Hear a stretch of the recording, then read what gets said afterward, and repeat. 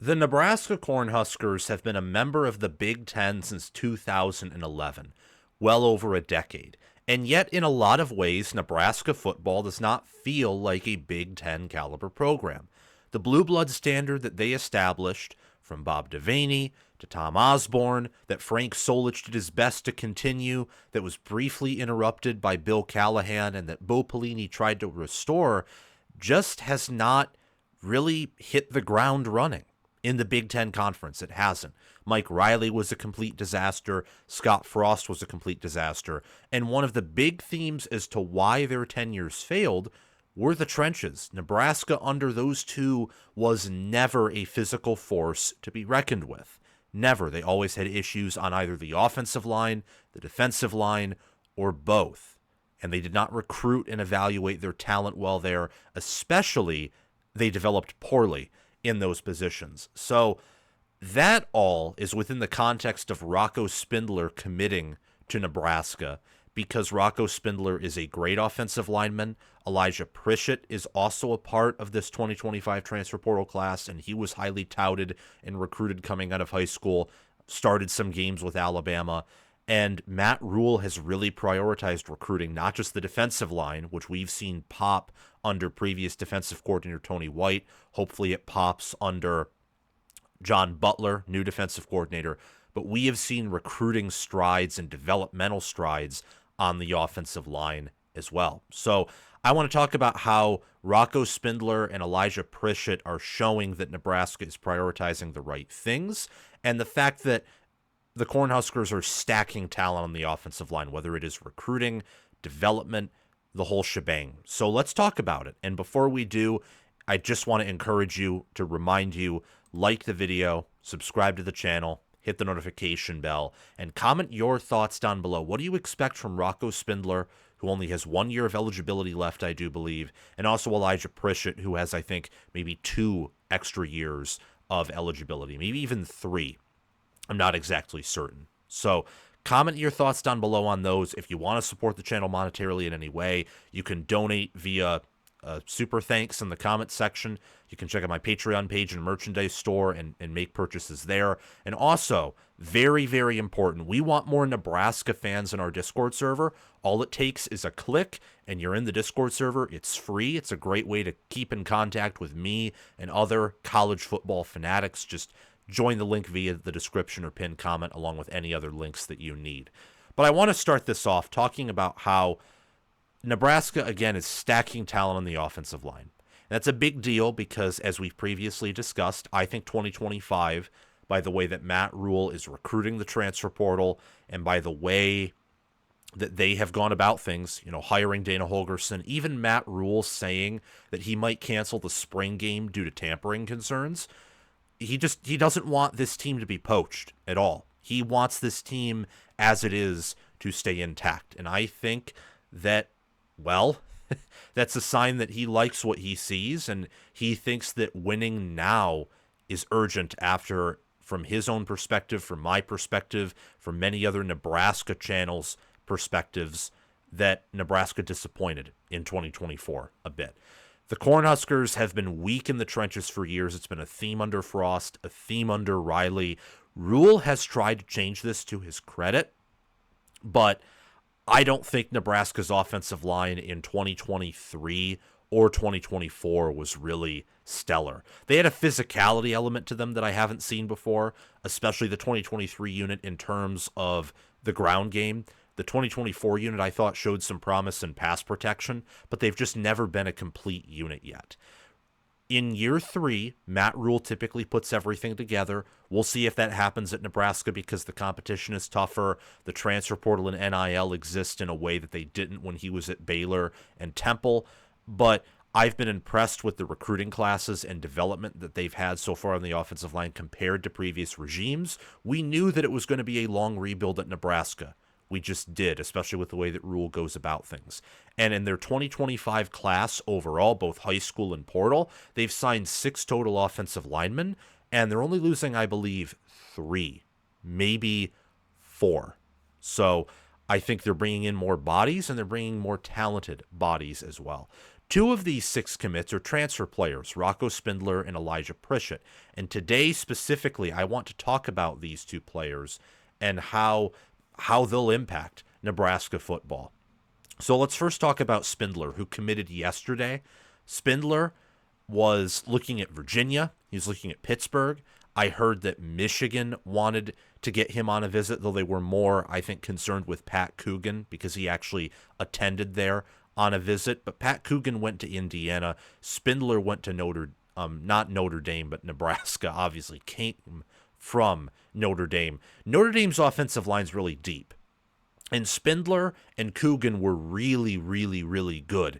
They started due to injuries. They were not originally projected to be starters, but rather rotational players. They performed at a very high level. Very high level.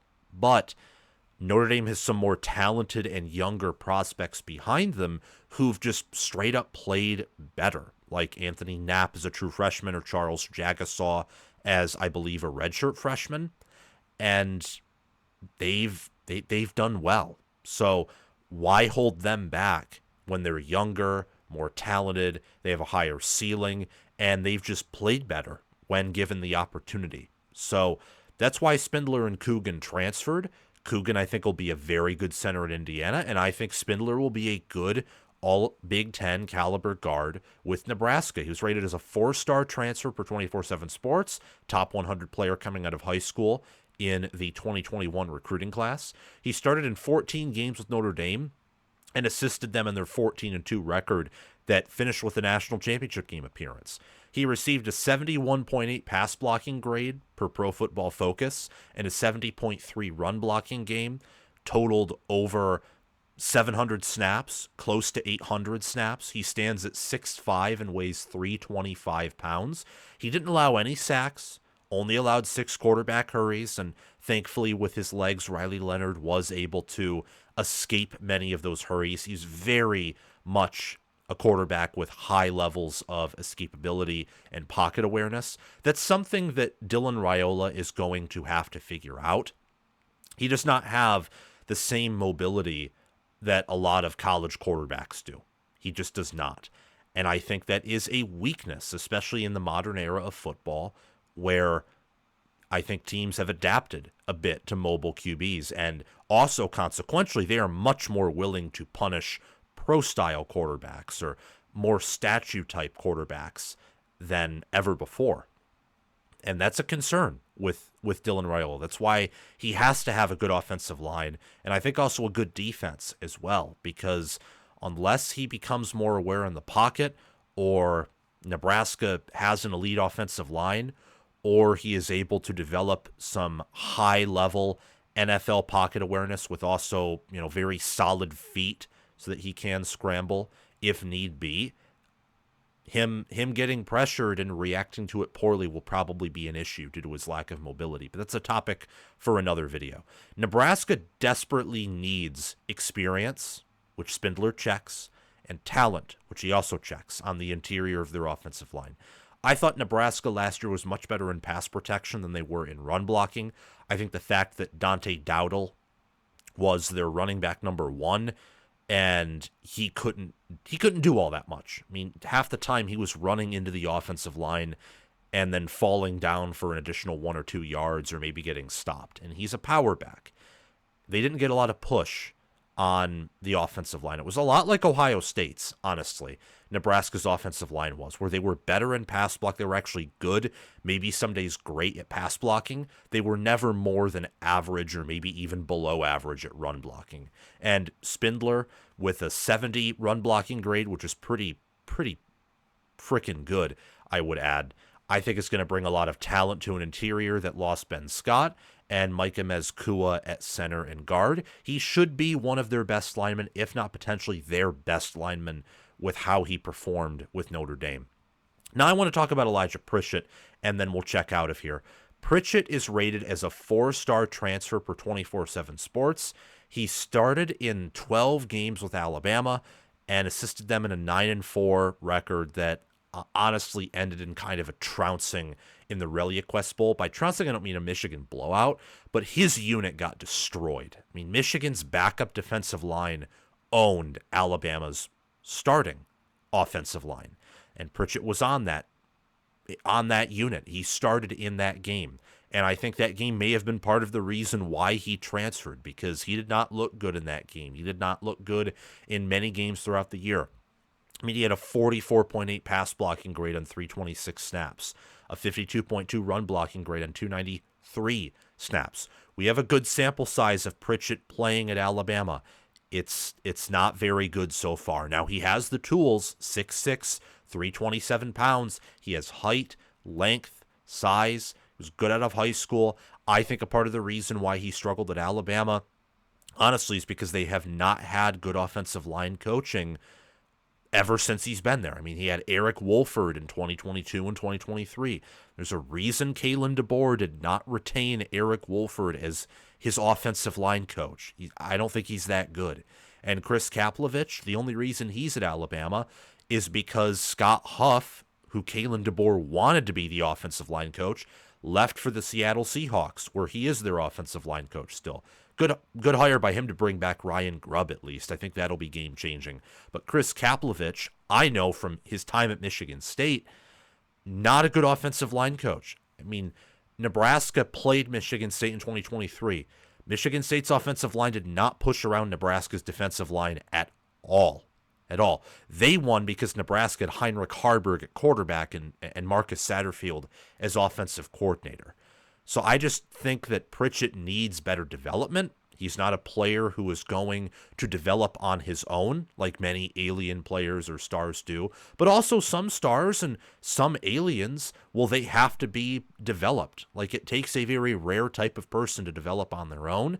And I just think Alabama has not been in a very good situation also with Jalen Milroe, who I think's held them back a little bit. So I think a fresh start was in the cards. He was highly recruited out of high school. I think he was poised and expected to take a big step forward in 2024. Unfortunately for him, that did not happen. But he has a high ceiling, and if positioned correctly, developed properly, or if he really just needs a new break and that's it, he could give Nebraska elite caliber offensive line play. And that is a big deal for a variety of reasons, especially since he's a tackle. And I think an elite tackle for Nebraska paired with a potentially elite but certainly great guard in Rocco Spindler, that helps diversify the offensive line. That'll help in pass blocking. That'll help in run blocking. And again, they've recruited at a high level and developed at, I would say, anywhere from an okay level to a high level for Nebraska. So I'd say these two additions really make me believe that at least the 2025 offensive line will be Matt Rhule's best. I think it is clear now more than ever that Matt Rhule wants to win big in 2025. I've already talked about that. I think in December I made a video discussing that in relationship to what they were doing in the portal.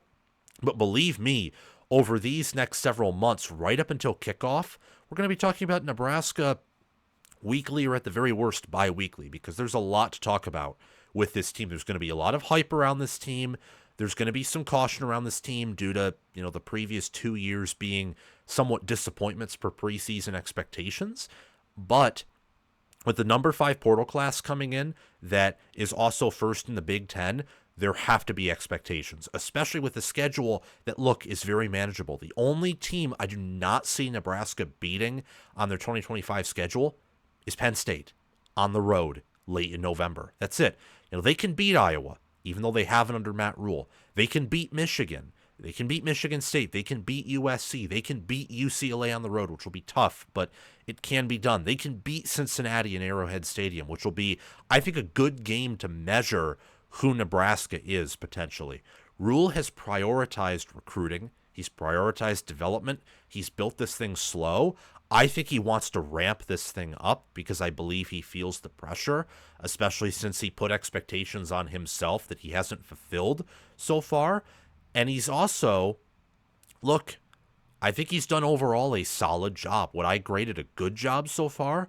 Honestly, no, I would not. Recruiting-wise, yes. On-field results-wise, I would not say a good job, but an okay, above-average job because he's the first Nebraska coach since Bo Pelini to get this team to a bowl game. He inherited a very rough situation. And I think these additions especially the ones we talked about today, are going to be very, very helpful to Matt Rhule's cause to bring Nebraska football back and improve upon their 7-6 record from 2024. Thank you all so much for watching. Remember to like, subscribe, hit the notification bell, and comment your thoughts down below. Thanks to Crash2488, Brasco Rascal, Connor Little OH for being Heisman members. Thanks to Chris Lane, Ismar, and Tyler Nye for being All-American members. And thanks to John Lynn, Roaming Gnome, Matthew Sale, Austin Christmas, Joshua Jorgensen, and Will Loftus for being all conference members. Check out my Patreon page, merchandise store, and Discord server. The links in the description down below in the pinned comment. Have a fantastic day, everyone. Go Big Red. I will see you all very soon.